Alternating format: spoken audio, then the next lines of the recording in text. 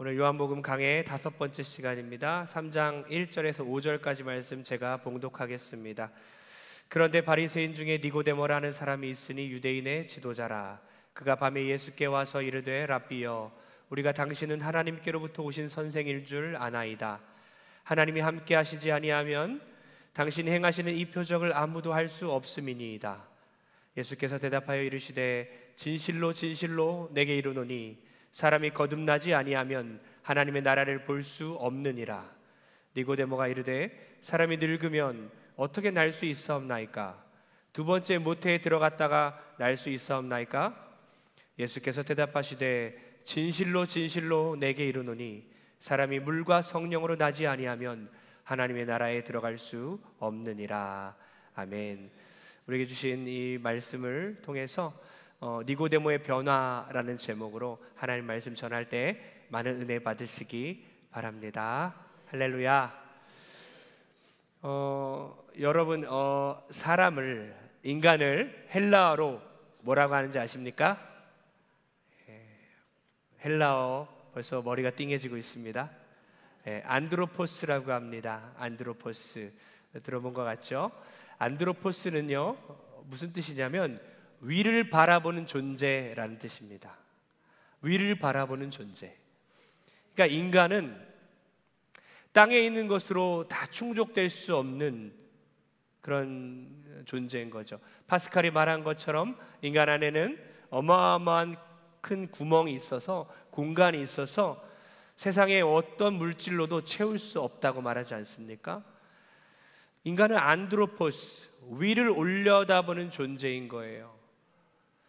이 땅에 있는 것으로는요 만족이 안 돼요. 그저 어쩌면 흙과 같은 존재, 먼지와 같은 존재, 하나님의 은혜가 없이는 살아갈 수 없는 연약한 존재입니다. 그럼 안드로포스 얘기를 왜 하냐면요, 오늘 요한복음 3장으로 넘어오면서 니고데모 이야기가 시작이 되는데요, 2장 마지막 절에 보니까 안드로포스가 딱 나와요. 안드로포스. 예수님에 대해 이렇게 말하는데요, 그가, 예수님이 친히 안드로포스, 사람의 속에 있는 것을 아셨다라고 기록이 되어 있습니다. 사람의 속에 있는 걸 다 아셨다. 뭡니까? 사람들이 그 당시 예수 그리스도의 표적을 보고 믿었지만 진짜 믿었던 건 아니었던 거예요. 진정한 믿음은 아니었던 거예요.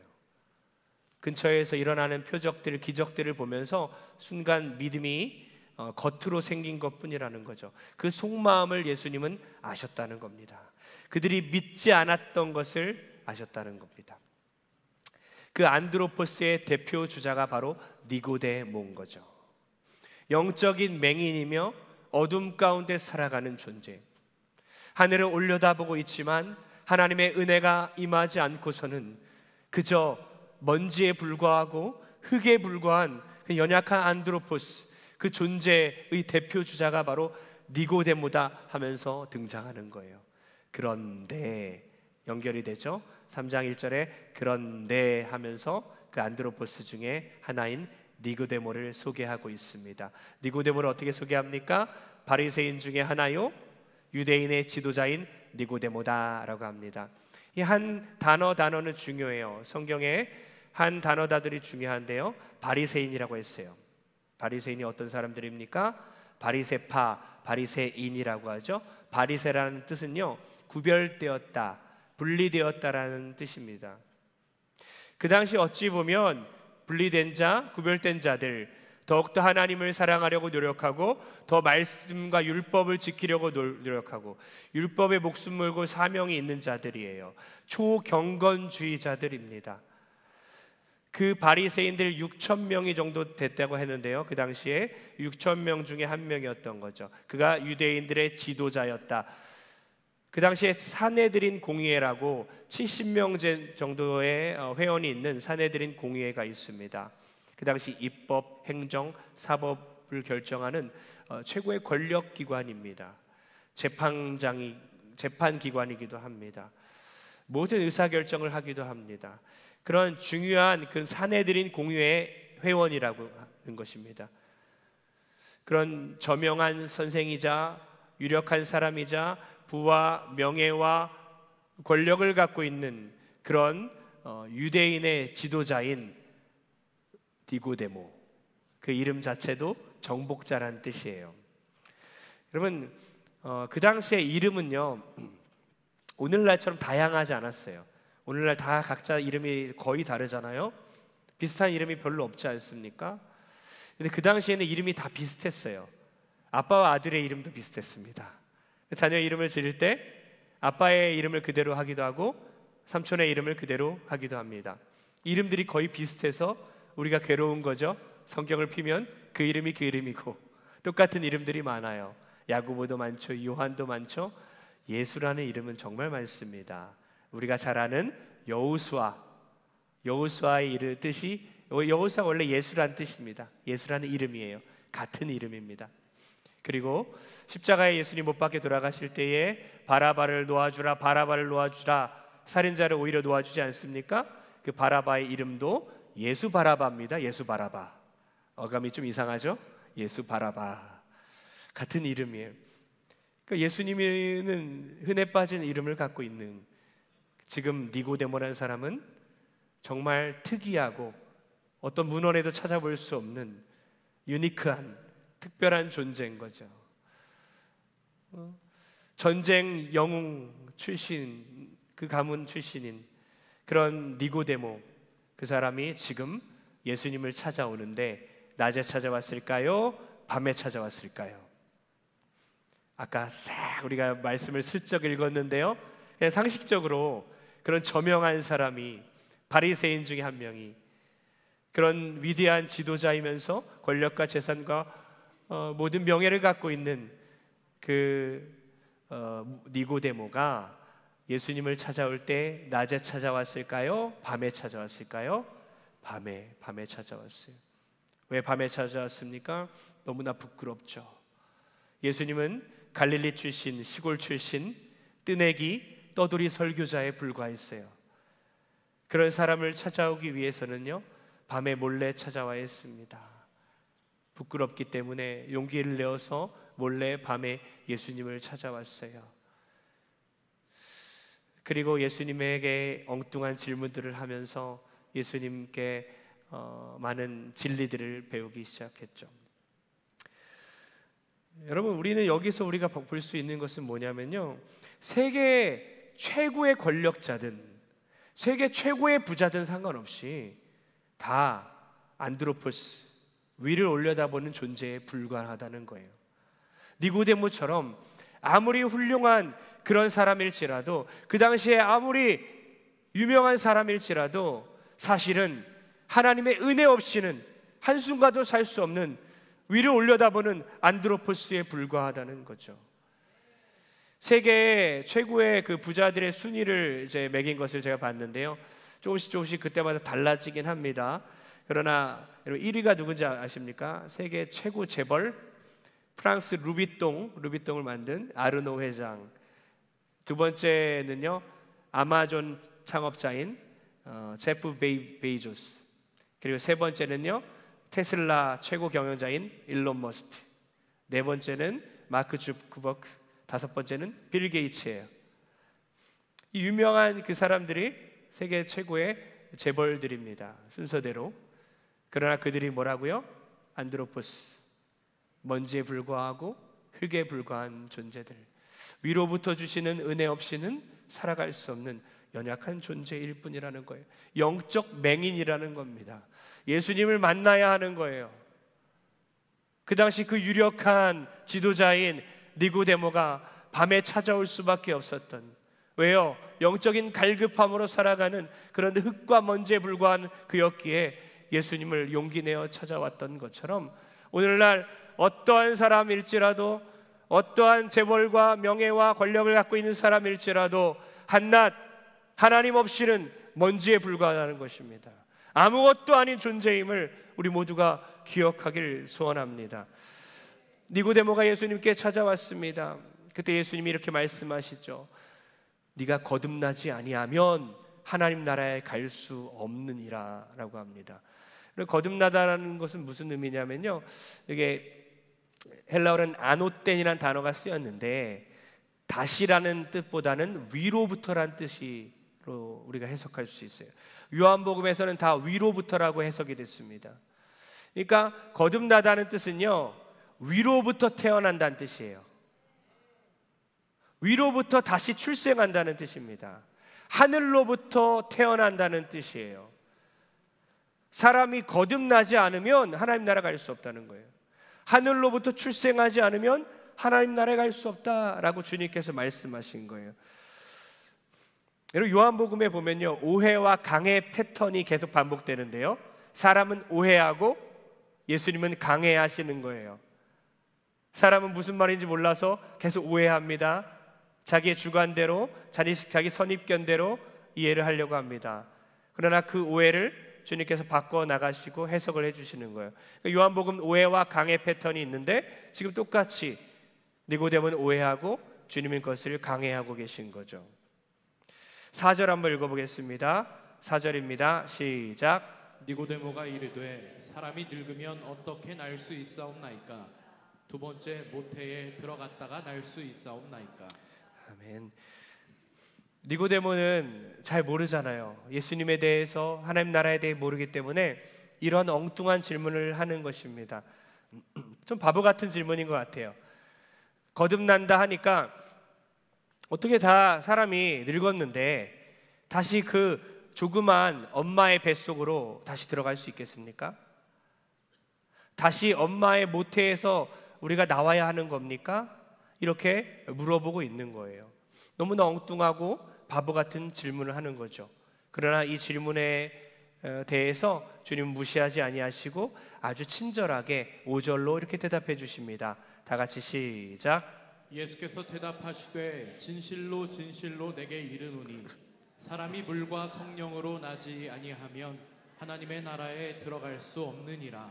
아멘. 사람이 물과 성령으로, 성령을 강조하고 있는 단어예요. 물과 성령 앞에 관사가 없어서 물이며 성령인 동격인데요, 물과 성령으로 나지 아니하면, 즉 성령으로 출생하지 않으면 하나님의 나라에 들어갈 수 없다. 그게 바로 거듭난다, 중생한다의 뜻입니다. 우리가 다시 태어나야 하는데요, 중생해야 되는데요, 거듭나야 하는데요, 그래서 바로 성령으로 태어나는 것을 의미한다는 것입니다. 여러분은 거듭나셨습니까? 성령으로 태어나셨습니까? 하늘로부터 나셨습니까? 아멘이십니까? 이것은 특별한 어떤 것이 아니에요. 물론 특별하죠. 그러나 성령으로 태어날 수 있는 방법은 뭡니까? 바로 예수 그리스도.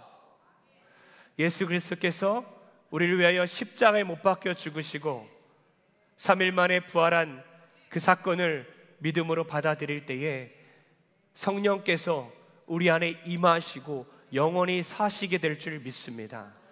성령은 우리 안에 거하세요. 그로부터 우리는 성령의 능력을 힘입어 살아야 하고 성령을 따라 살아야 하며 진리를 따라 살아야 할 줄 믿습니다. 여러분, 어머니 뱃속으로부터 태어나야 하나님 나라에 가는 게 아니에요. 어머니 뱃속으로 나와야 하나님 나라에 가는 게 아니라 성령으로 태어나야 하나님 나라 갈 수 있다는 겁니다. 그래서 칼빈은 이렇게 말합니다. 칼빈은 이렇게 말해요. 다시 태어나는 것은 단지 어떠한 한 부분이 변화되는 것을 말하는 게 아니다. 본성 전체가 새로워지는 것을 말하는 것이다. 그래서 우리가 할 수 없는 일이다. 우리가 성령으로 태어나는 것은 인간의 노력으로, 의지로 되는 것이 아니라 하나님께서 은혜를 주셔야 되는 것입니다. 우리를 예수님 믿게 하시고 우리를 부르셔서 하나님의 자녀 삼아 주시고 성령님이 우리와 함께 하시는 놀라운 은혜를 여러분 모두가 받았음을 믿으시기 바랍니다. 여러분, 이번에 월화수 우리 교회 성도님들이 정말 많이 찾아가셔서 한 교회를 섬겼잖아요. 월화수 중에 저는 화요일에 가서 격려하고 또 함께 교제하고 또 시간을 가졌어요. 오후에는 같이 전도를 하러 갔는데요, 팀을 짜서 갔습니다. 팀을 나눠서 갔는데 저와 함께 한 팀들 중에 70 되는 이제 권사님 두 분이 계셨는데요, 그분 한 분이 이제 전도를 할 차례였어요. 멀리서 90세 정도 되는 꾸부정 허리가 휘어진 그런 할머니께서 우리를 쳐다보고 계셨습니다. 그 기와집을 향해서 우리는 갔습니다. 우리가 그 할머니 집에 도착했을 때 우리를 환영했어요. 우리 팀은 다 들어갔습니다. 저까지 4명이 이게 들어가서 그 중에 권사님 한 분이 70대신 권사님이 복음을 전하기 시작했어요. 예수 믿으세요. 예수님 믿으세요. 예수님께서 십자가에 못 박혀 돌아가셨습니다. 당신을 위해서 예수님 믿어야 구원받습니다. 막 복음을 전했어요. 얼마나 잘하시는지. 역시 우리 교회 성도님들 다 훈련이 되어 있으시더라고요. 전도하는데 한 명은 막 기도하고 계시고요. 복음을 막 전하고 있는데 그 90세 된 할머니께서 잘 안 들리는 것 같았어요. 잘 안 들리는지 뭐라고 이러면서 갸우뚱하고 계시고 대답도 너무 늦게 말해요. 이러면서 슬로우 비디오처럼 그 답답함 가운데 계속해서 복음을 전하고 있었습니다. 그런데 그 할머니가 줄곧 말하는 것은 선을 행해야 하나님의 나라가지, 선을 행해야 천국까지, 나는 천국 갈 수 있어, 이런 식이었어요. 복음을 계속 전하는데 그 권사님께서 이렇게 말씀하셨어요. 이제 영접 기도를 했으면 좋겠습니다. 영접 기도를 따라했으면 좋겠어요. 이렇게 말하자 그 90세 된 귀가 멀어 잘 안 들리는 것처럼 보였고 입도 잘 말을 못하는 것 같은 그 할머니께서 갑자기 귀가 열리고 입이 터지기 시작했어요. 아멘하면 안 되는 것이 부정적인 의미로 갑자기 귀가 열리고 입이 터지기 시작하면서 싫다고 막 손살에 치는 거야. 아, 싫어 싫어. 그렇게 느리게 반응했던 그분이 영접기도 하자는 말에 모든 죽어있던 세포가 살아난 것처럼 빨리 반응하고 막 손살에 치는 거예요. 깜짝 놀랐어요. 어떻게 저렇게 적극적으로 부정할 수가 있지? 적극적으로 거부할 수가 있지? 아, 영적인 것이구나. 여러분, 육체적인 노쇠함, 귀가 안 들리고 말을 잘 못하고 눈이 어두운 것보다 더 무서운 것은요, 영적인 노쇠함입니다. 영적인 둔함입니다. 영적인 무지함, 영적 맹인이었던 거예요. 사단은 그 순간도 복음이 들어가지 못하게 방해하고 있는 것을 볼 수가 있었습니다.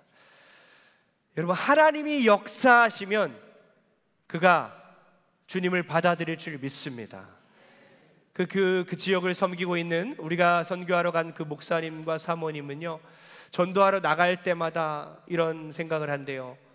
오늘 복음 전하지 않으면 또 돌아가실 수 있는데, 하루하루 언제 돌아가실지 모르기 때문에 하루하루 급하다는 겁니다. 그 말을 들으니까 더 마음이 아프더라고요.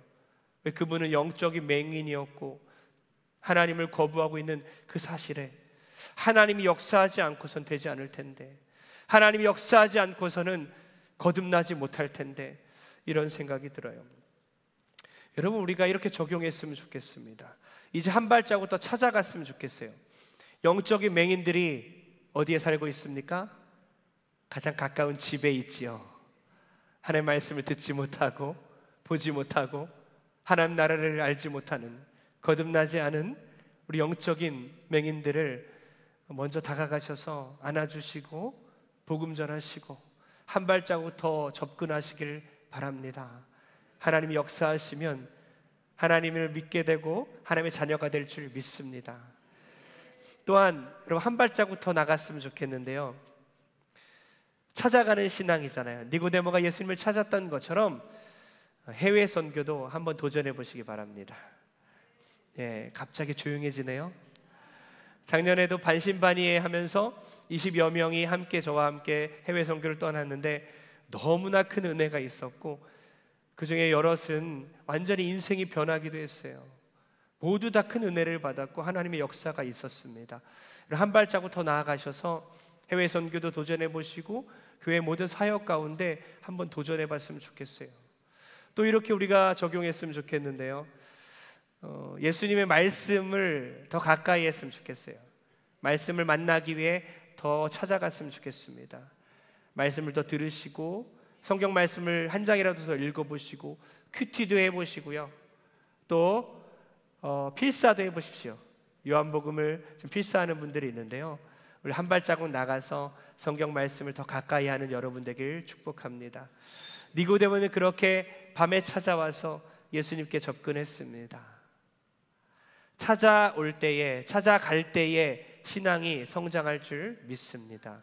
우린 더욱더 찾아가야 하는데요. 근데 니고데모가 오늘 적힌 이 3장의 본문을 보면 니고데모가 예수님을 영접했다느니, 니고데모가 하나님 나라를 소유하게 됐다느니, 그가 회개하고 주님의 사명자가 됐다는 그런 기록이 전혀 없어요. 그가 거듭났다는 기록이 없습니다. 그 대화가 거기서 끝나요. 니고데모는 거기서 사라진 것 같습니다. 아, 니고데모는 변하지 않았구나, 니고데모는 거듭나지 않았구나, 이렇게 우리가 이해할 수도 있을 것 같아요. 그런데 놀라운 것은 7장으로 넘어와서 니고데모가 딱 등장합니다. 7장에 들어가서 많은 사람들이 예수님을 죽이려 하고 모함하고 있을 때에 니고데모가 예수님 편에 딱 섭니다. 그는 예수님과의 대화를 통해서 신앙이 안 생긴 것 같지만 그때부터 성장하기 시작했습니다. 요한복음 7장 50절과 51절 보겠습니다. 시작. 그 중에 한 사람 곧 전에 예수께 왔던 니고데모가 그들에게 말하되 우리 율법은 사람의 말을 듣고 그 행한 것을 알기 전에 심판하느냐. 아멘. 그가 이렇게 변했습니다.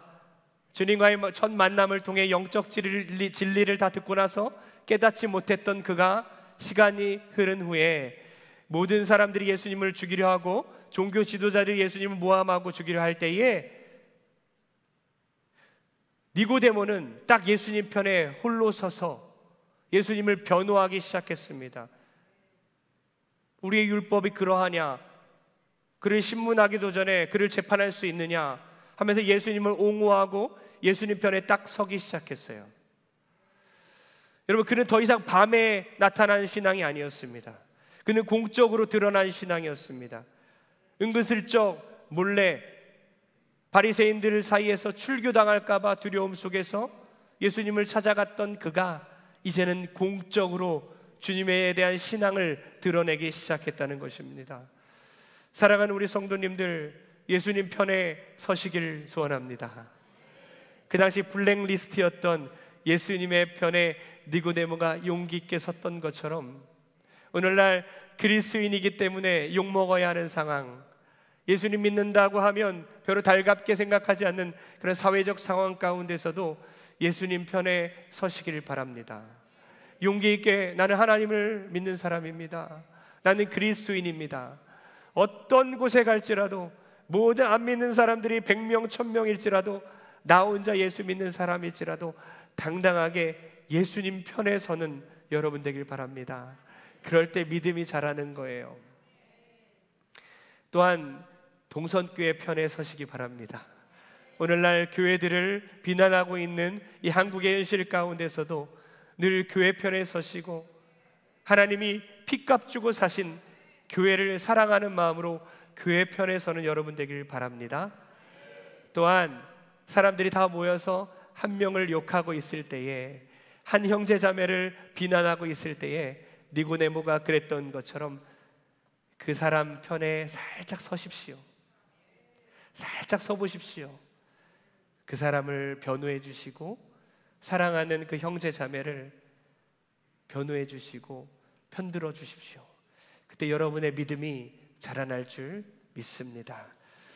여러분, 밤의 신앙에서 이제 주님 편에 서는 신앙으로 니고데모는 옮겨갔더라는 것입니다. 그리고 마지막 세 번째로 어떻게 됩니까?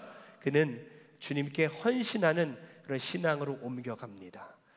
요한복음 7장에서 사라졌던 그 니고데모가 또다시 19장에 등장하죠. 19장 39절과 40절입니다. 다 같이 시작. 일찍이 예수께 밤에 찾아왔던 니고데모도 모략과 침향 섞은 것을 100리트라쯤 가지고 온지라. 이에 예수의 시체를 가져다가 유대인의 장례 법대로 그 향품과 함께 세마포로 쌌더라. 아멘. 이 상황이 어떤 상황인지 아세요? 예수님 십자가에 못 박혀 돌아가셨어요. 물과 피를 흘리시고 죽으셨습니다. 십자가 위에 매달려 있는 상태예요. 그런데 여자들은 울고만 있죠.